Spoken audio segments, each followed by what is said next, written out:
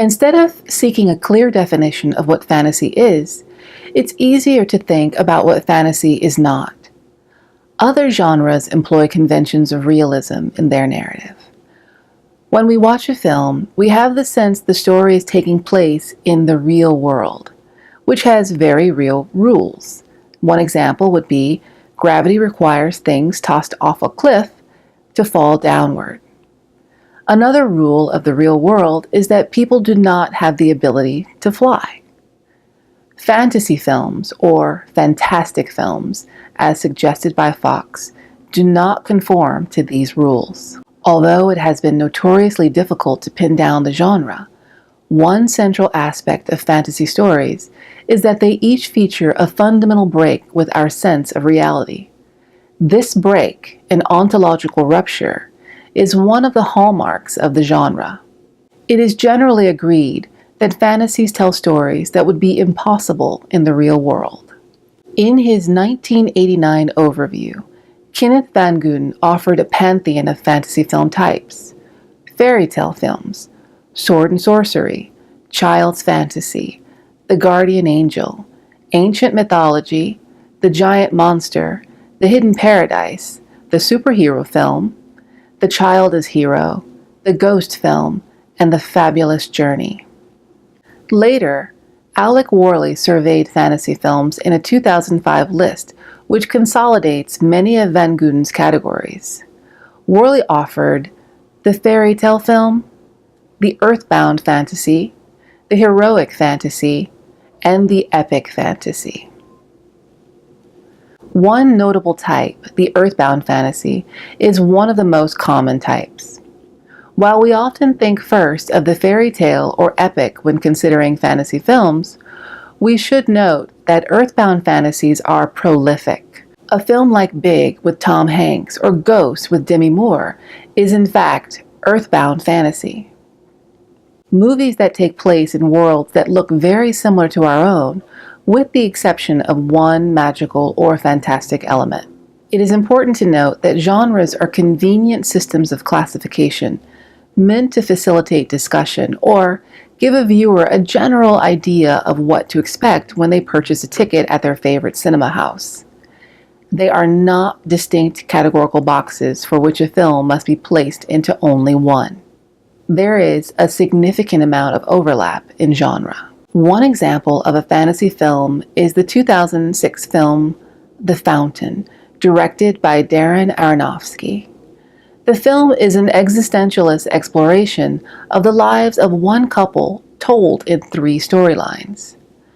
The film explores themes of love, religion, death, and sacrifice.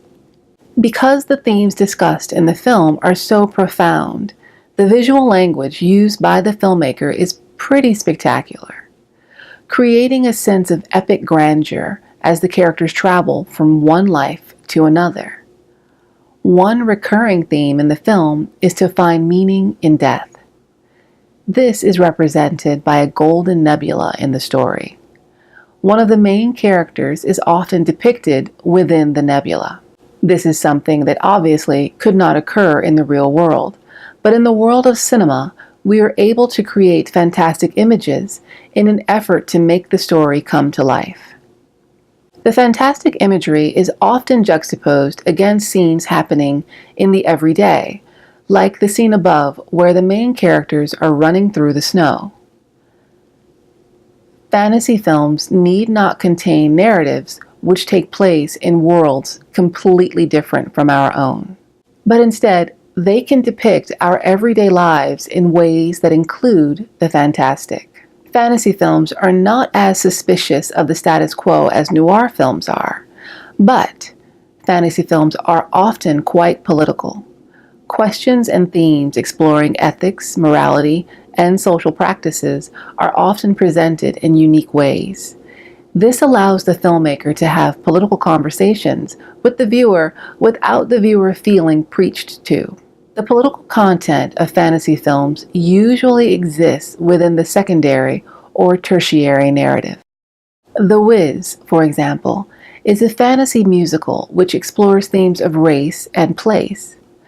However, The racial discussion takes a back seat to the larger adventure of Dorothy and her efforts to survive a foreign landscape to get back home. The film is filled with strange characters and magical occurrences, placing it clearly in the fantasy genre. But the film has regular musical numbers, which places it also within the category of musical. One of the subversive narratives in The Wiz plays out between Dorothy, her companions, and the taxicabs.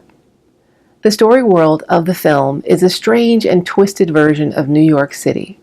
Dorothy is lost and in need of a way home, but whenever she comes upon a taxicab and tries to hail it for a ride, it drives away and turns off its service light. This happens time and time and time again in the movie. This sub-narrative is presenting in sharp relief the experiences of many Black people in urban environments who are often passed up by taxi drivers who refuse to allow them as passengers. The movie doesn't yell about it or make any pronouncements. Instead, we are simply shown Dorothy in need and the taxi driving away.